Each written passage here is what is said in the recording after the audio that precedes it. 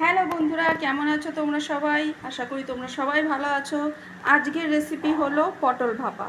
সেজন্য আমার লাগছে, এখানে আমি পটল নিয়ে নিয়েছি, ভালো করে ছাল ছাড়িয়ে ধুয়ে এখান থেকে মাঝখান থেকে হাফ হাফ করে চিড়ে দিয়েছি।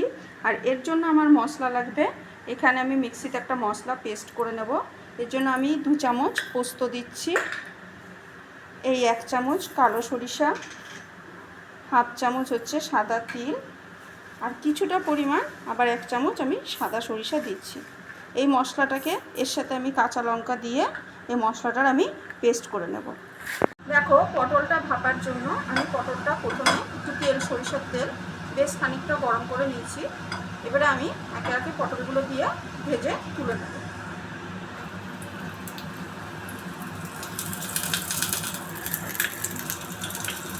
হালকা ভাজা হবে।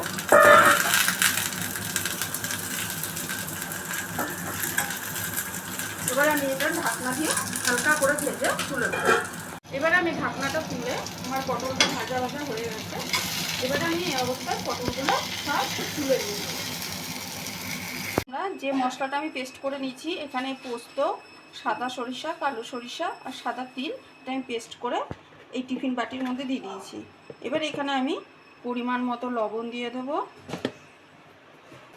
এখানে সামান্য কিছুটা আমি হলুদ দিয়ে দেবো। আর এখানে আমি সামান্য একটুখানি হাফ চামচ মতো জিরে গুঁড়ো দিয়ে দেবো। এই যে হাফ চামচ জিরে গুঁড়ো দিয়ে দিলাম। আর একটুখানি কাশ্মীরি লঙ্কার গুঁড়ো দেবো।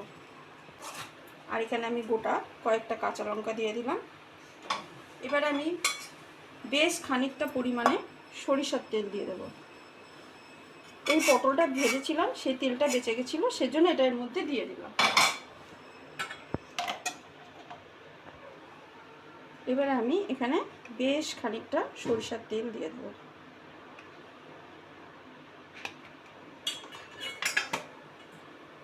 এটাকে আমি ভালো করে মিশিয়ে নেব। এইবার আমি ভাজা পটলগুলো এর মধ্যে এক একটা করে দিয়ে দেবো। দেখো, সব পটলগুলো আমি এখানে দিয়ে দিয়েছি। এইটা এবারে আমি ঢাকনা দিয়ে দেবো। এটা এবারে আমি 20 মিনিটের জন্য ভাপে বসাবো। দেখো বন্ধুরা, আমার পটলটা ভাপানো হয়ে গেছে। এই হচ্ছে তার ফাইনাল লুক। এবারে তোমরা বলো যে তোমাদের এই রেসিপিটা কীরকম লাগলো, আমাকে কমেন্টে জানিও। ভালো লাগলে লাইক করো এবং আমার চ্যানেলটাকে সাবস্ক্রাইব করে দিও।